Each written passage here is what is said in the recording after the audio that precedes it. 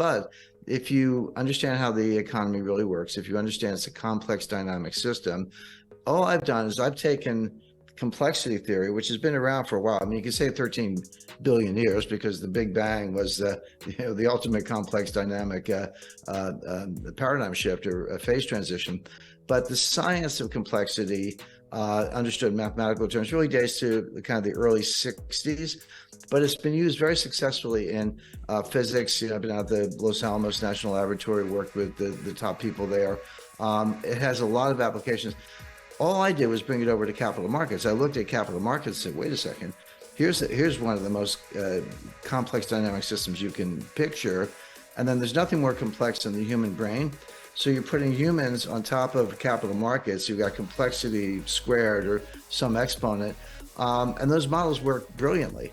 But try getting anyone to understand it or do that work is difficult. But again, the point is, if you have the right models, and I would include behavioral psychology, a good dose of history, complexity theory, and a few other branches of applied mathematics, you can get very good results. But if you stick to, the Phillips curve and non-accelerating inflation, unemployment rate, and a lot of other nonsense the Fed uses, you're gonna get it wrong.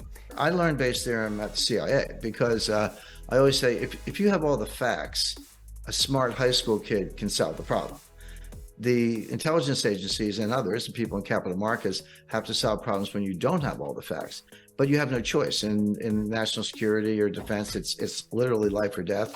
On Wall Street, it could be your fortune or your client's fortune. So you don't have the luxury of just throwing up your hands and say, well, I'm going to wait till I get more facts. That's what Janet Yellen did, but that doesn't work in the real world. She's kind of detached from that. So how do you solve problems when you don't have all the facts you need to really solve the problem? And you know it, but you have to deal with it anyway because it's coming at you. Well, Bayes' theorem says assign an initial probability, a priori assumption. Just not make it up, but do the best you can, recognizing that you're going to fall short, that you've got missing pieces in the puzzle, if you want to put it that way.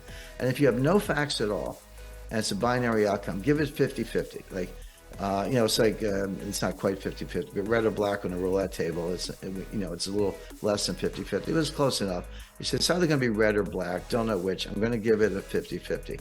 And then what you do, this is what statisticians hate, you update it based on subsequent facts. As new facts come in, you put them back in the model, you update it, and what you'll discover is that your probability either goes up or down. Well, if it goes down more than a certain amount, you discard it. You say, well, that's wrong. I just do it again, would do something. But if it goes up, what you're doing is making it more and more likely that your assumption was true. And so eventually you can get up to the 80-90% level. And that's not 100%, but it's pretty darn good. But there's a tension, which is, okay, as you're updating, and this is something that was explained to me by Henry Kissinger.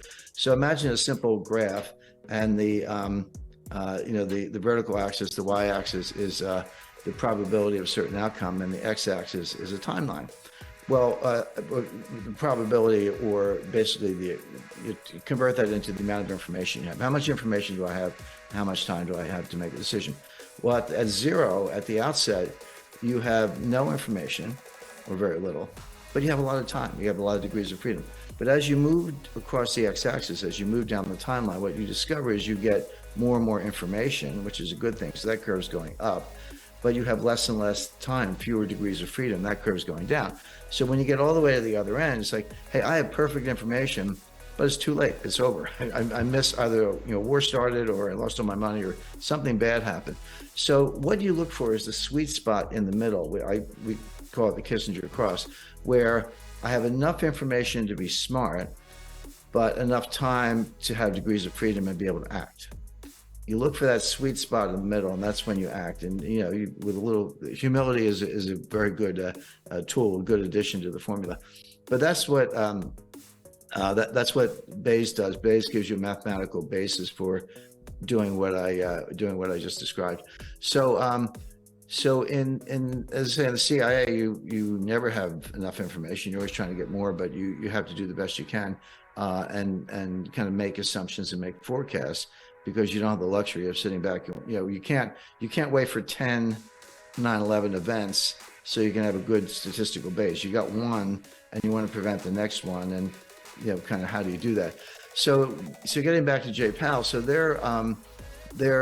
so my forecast, I do update them, but big picture, it goes as follows. So what is Jay Powell doing? First of all, not even a year ago, March 1st, 2022, the Fed fund policy rate, interest rates were 0. And we're now at 4.5%. Now, I know everyone goes back to the Volcker days, and, I talked to Paul Volcker about this, 18%, 19%, 20%. Like, well, Powell's nowhere near there. But he's getting there fast. Even in the Volcker days, we never went up 4.5% in 10 months. Not that fast. And so here we are. So what is Powell doing? Well, he's given 5 speeches on the subject. I don't know why Wall Street doesn't listen, but he keeps trying. August 26th at Jackson Hole, September 21st at an FOMC meeting, again, November 2nd at an FOMC meeting, November 30th at the Brookings Institution, which is like a retirement home for, former Fed chiefs, Janet Yellen and Bernanke there. And then I think it was December 14th, could be off by a day, at another FOMC meeting. So he gave 5 speeches. He said the same thing every time. He said, inflation is job one. We're just going after inflation. Believe us. There is going to be a recession. Unemployment is going to go up. There's going to be pain. I've never heard a Fed chairman use the word pain. He used it 5 times in one paragraph in the Jackson Hole speech. And that's what we're doing. And believe us when we say it. And of course, Wall Street, comes up with their own narrative. Now, how long will he raise rates? How quickly? And what's he trying to do? Powell is trying to get to something that he calls the terminal rate. And what's the terminal rate? I don't know the number, neither does Jay Powell. It's kind of like, as Potter Stewart would say, I'll know it when I see it.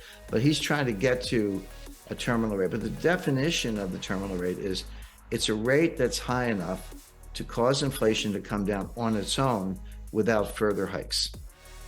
So we'll get to a level, and then inflation is coming down, by the way. And in the last 5 months, it's gone from, in the U.S., it's gone from about 9% to 8.7, 8.2, 7.4, 7.1. So it is coming down. Having said that, the target is 2%, and 7.1 is still a far cry from 2. So he's not there, but he's making progress.